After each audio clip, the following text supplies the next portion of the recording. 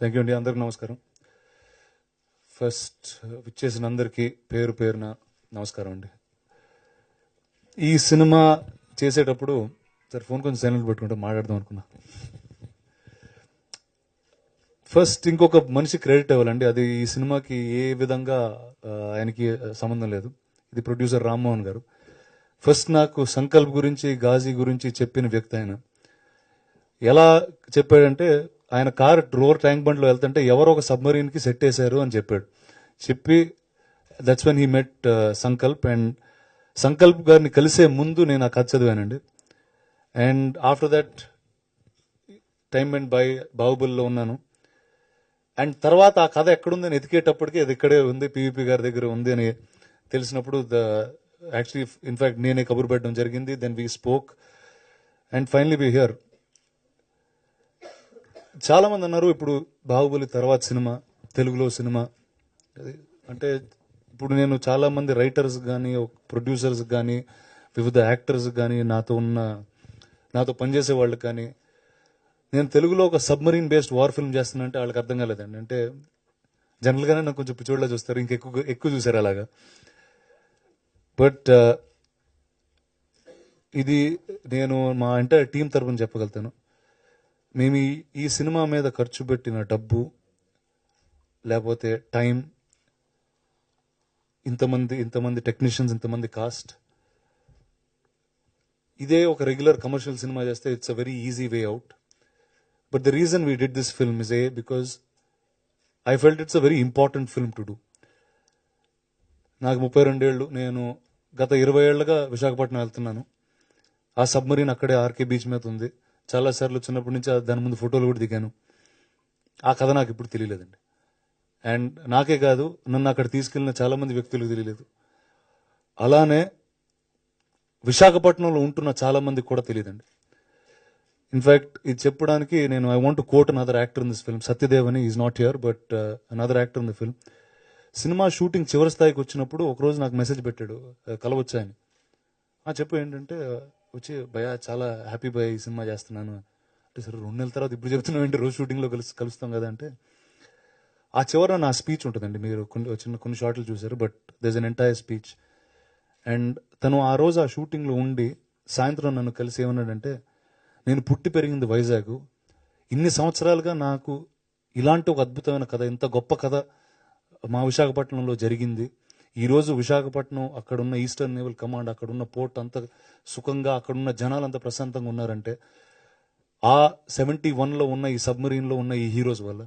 And he was very happy. And నాకు కూడా ఆ రోజు చాలా హ్యాపీ ఫీల్ అయినాను, ఎందుకంటే really that was the reason why we did this film. And చాలా అరుదుగా, చాలా రేర్గా కొన్ని సినిమాలకి ఇలాంటి అవకాశం వస్తుంది, ఒక హిందీలో తెలుగులో చేసే అవకాశం.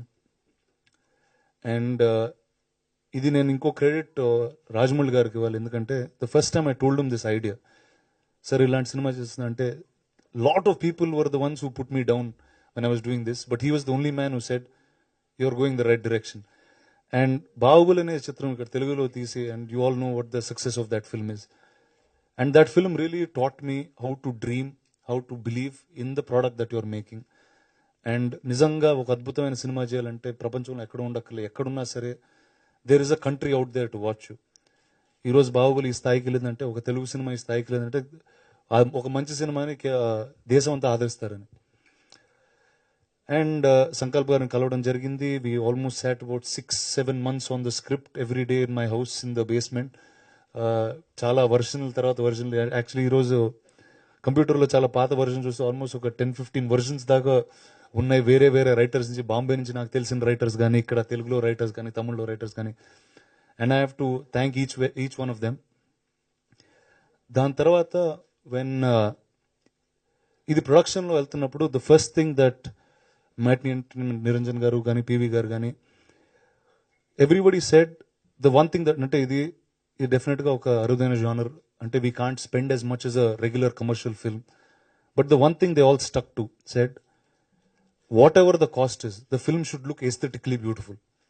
అండ్ దానికి ప్రతి స్టెప్, అంటే ఫస్ట్ పివి గారు వెళ్ళి మది గారితో మాట్లాడడం, ఆయన్ని ఈ సినిమా తేవడం, శ్రీకర్ ప్రసాద్ గారు మల్టిపుల్ టైమ్ నేషనల్ అవార్డు, ఆయన్ని తేవడం, ఒక అద్భుతమైన సీజీ టీం, ఇలా ప్రతి ఒక్క కోణంలో యాక్టర్స్, కేకే మెనన్ గారు, అతుల్ కుల్కర్ని గారు, ఓంపూరి గారు, నాజర్ గారు, Taapsee, every one who's an A lister was on this film. And నిజంగా ఒక క్వాలిటీ ప్రోడక్ట్ చేయడానికి అందరు వచ్చారండి. అంటే ఈ టైం, అది నేను ఫస్ట్ చెప్పినట్టు, ఈ టైం కానీ ఎనర్జీ కానీ మామూలుగా రెగ్యులర్ కమర్షియల్ ఫిల్మ్లో కూడా అందరు పెట్టొచ్చు, అదే టైం అదే ఖర్చు. But all of them came together for a film. And రైటర్స్గా ఇంకో ఇద్దరు వ్యక్తులకు నేను క్రెడిట్ అవ్వాలి. ఒకటి అతుల్ కుల్కర్ని గారికి, ఇంకోటి కేకే మెనన్ గారికి. As much as they were actors, they were also writers on this film. చాలా సార్లు మా సీన్లు చేసేటప్పుడు అతుల్ గారు ఆయన సీన్లు లేకపోయినా కూడా మేము ఆయన ఫోన్తో మాట్లాడి కరెక్షన్లు చేసి నా స్పీచ్లో పైకి కిందకి వెళ్ళి చేశారు. So that is a huge credit that I have to credit them with. దాని తర్వాత ఈ సినిమా అయిపోయిందండి, షూటింగ్ అయిపోయింది, సినిమా అయిపోయింది. ఇప్పుడు సరే ఎంత బోల్డ్గా ఎన్ని చేసాం, అంత మాట్లాడుకోవడానికి అంత బాగుంది. ఇంకా ఎవరికి చూపించలేదు cinema. The first audience of this film was, apart from all of us in the film, was Mr. Karan Johar and Anil Tadani. ఇంతకుముందు వాళ్ళ దగ్గరికి నేను బాహుబలి ఒక అద్భుతమైన సినిమా తీసుకెళ్ళి ఫస్ట్ టైం చూపించడం జరిగింది. దాని తర్వాత వాళ్ళు డెఫినెట్గా తెలుగు సినిమాలు ఏం జరుగుతున్నాయి, ఎలాంటి తెలుగు సినిమాలు కాన్స్టెంట్గా చూస్తున్నారు. But nothing was something that they got attracted to.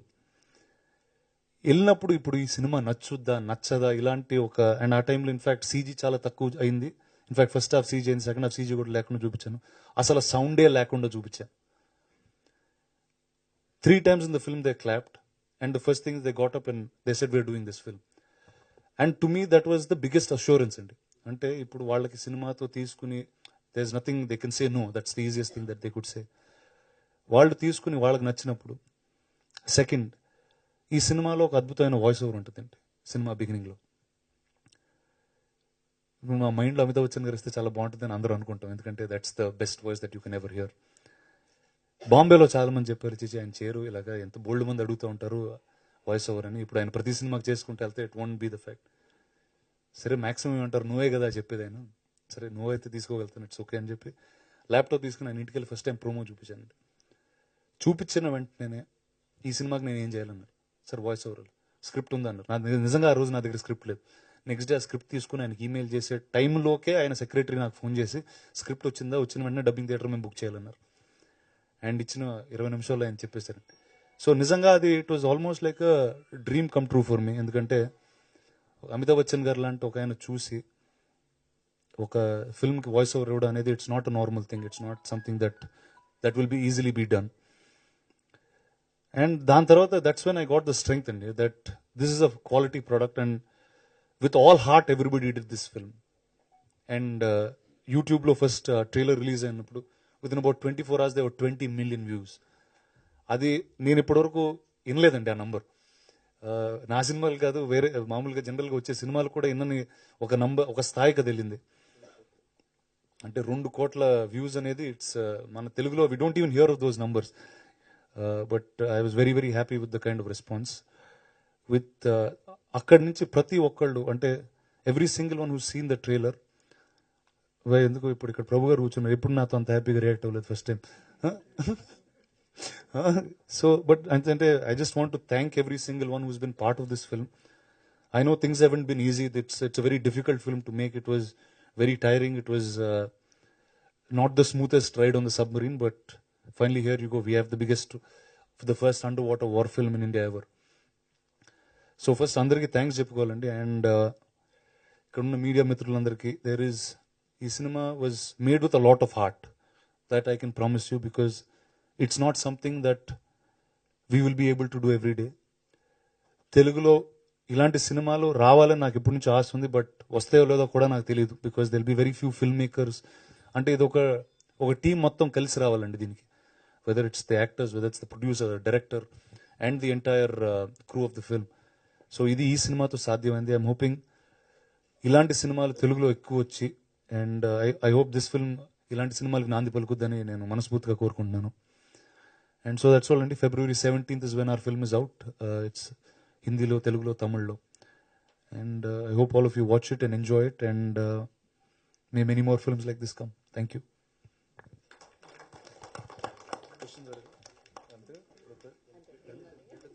So ఇప్పుడు డైరెక్ట్గా ఇప్పుడు రిలాక్స్ చేసి మనమే మాట్లాడుకుందాం. ఇప్పుడు మీరు మామూలుగా క్వశ్చన్లు అడుగుతారు, ఇక్కడ ఉన్న వాళ్ళందరూ జవాబు చెప్తారు. సో ప్లీజ్ అడగండి and we will continue talking. Sir ఇప్పుడు అయిపోయిన వెంటనే కొద్ది రోజుల్లో we just finalizing few things అండి. అది ఆ స్క్రిప్ట్ వర్జన్ అంతా అయిపోయిన తర్వాత I let you know first.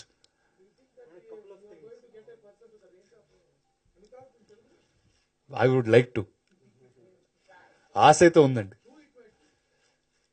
అంటే there are very few names. I first want to go to them and then would like to tell you. Keep saying that people look at you as a madman. Alena? When you talk about this film, right? So was the reaction more like, "Are you serious? You're doing that film because of the how difficult it is, or is it due to like there is no audience? What is that reaction?" ఇప్పుడు నీకు ఇంగ్లీష్లో చెప్పాలా తెలుగులో చెప్పాలా? తెలుగులో చెప్పాలి. Okay, అంటే అర్థం కాలేదు ఇంగ్లీష్లో అడిగితే. ఒకటండి, నిజంగా వాళ్ళు ఏమనుకున్నారు ఆ రోజు నాకు అర్థం కాలేదు. అంటే first submarine war film, India, Visakhapatnam port, 1971, India Pakistan అనేసరికి ఎక్కడో ఎగిరిపోయింది. అంటే వీడు ఏం చేస్తున్నాడు అంటే, హీరోయిన్ ఎవరు, మ్యూజిక్ డైరెక్టర్ ఎవరు, సాంగ్స్ ఏంటి, ఈ గోల్లో ఉన్నారు తప్పితే they didn't even catch what I was trying to tell. And ఇప్పుడు ఈ సినిమాకి రెఫరెన్స్ ఇవ్వడానికి నాకు ఇంకో సినిమా లేదండి చెప్పడానికి. ఇండియాలో ఇలాంటి సినిమాలు వచ్చినాయి లేవు, రాలేదు.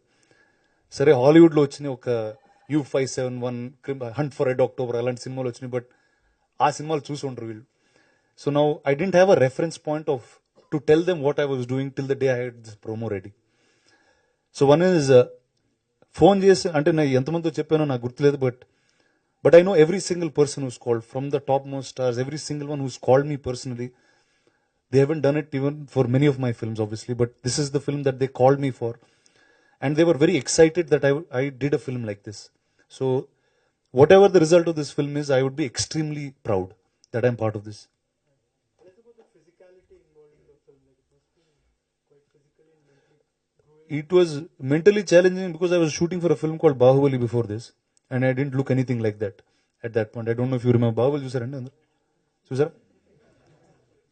సో ఆ సినిమాలో నేను ఇలా కనిపించను.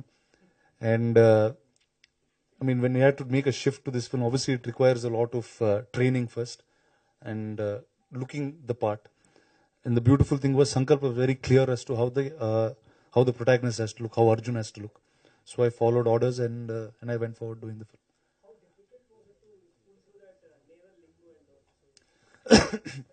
ఈ సినిమాలో డైలాగ్స్ రాసేటప్పుడు actually this is a conversation that Sankalp, me, Azad garu, Niranjan, who had at one, Gangaraj garu, we had at that one writing table.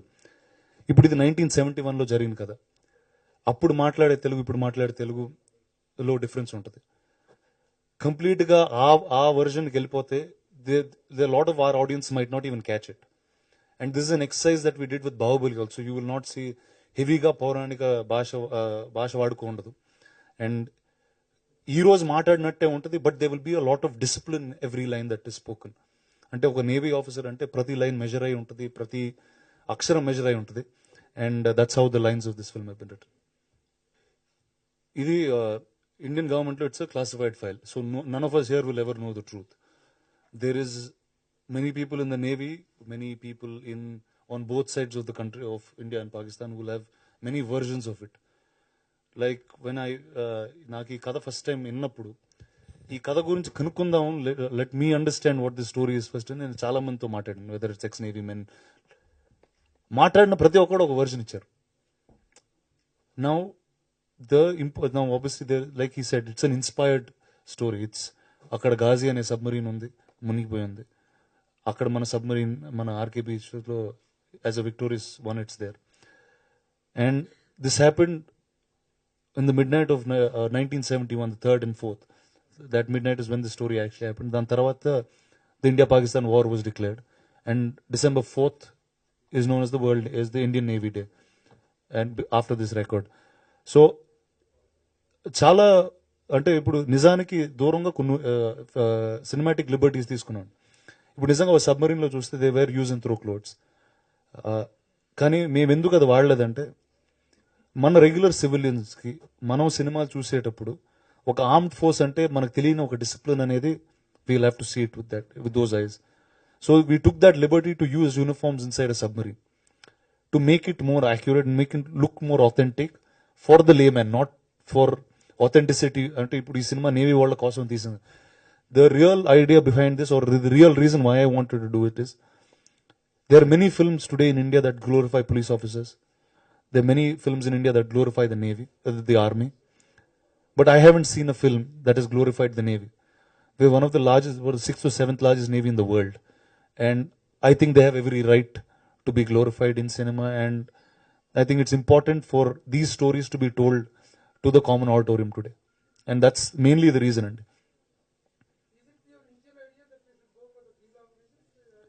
ఒకటండి, అంటే ఇందాక చెప్పినట్టు చాలా తక్కువ కథలకి ఈ అవకాశం దొరుకుతుందండి. అంటే ఇది జరిగింది ఏంటంటే ఇండియా పాకిస్తాన్ మధ్యన జరిగిన ఒక కథ. So it is a national story by it self. ఇది విశాఖపట్నంలో జరిగిన కథ. So it is a regional story also. So like I said, చాలా రేర్గా వస్తాయండి ఇలాంటి ఆపర్చునిటీస్. అంటే ఒక కథ రెండు భాషలు లేకపోతే 3 భాషల్లో తీయడానికి అవకాశం. So this was one of those films. And నాకు చాలాసార్లు వేరే స్క్రిప్ట్ డిస్కషన్స్లో వీటిల్లో ఒక ఆర్మీ ఆఫీసర్ కథ కానీ ఇలాంటి కథలు చెప్తే చాలా మంది అనేవారు, అంటే I don't know if it is why they say those things, but it was a very commonly said thing.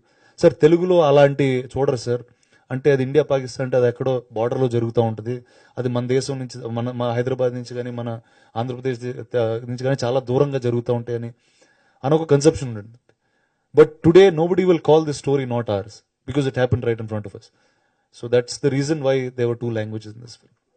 Because she's a very fine actor, and see, she's an extremely fine actor, and I don't have to prove that to you, because the last film that she did was a film called Pink that released, which is by far one of the best films that I've seen in the last couple of years in Indian cinema, and that's the reason Taapsee is there in this film, and we are very, very happy.